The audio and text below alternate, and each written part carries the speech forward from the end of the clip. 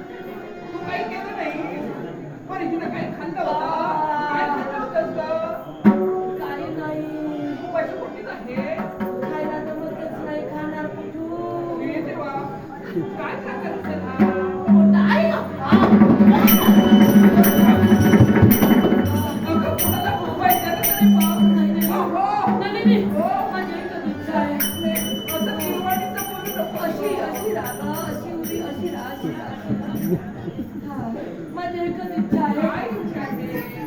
माझ्या बाळाला गुरुगृहात आहे ना तू आला आहे माझा तिकडे आहे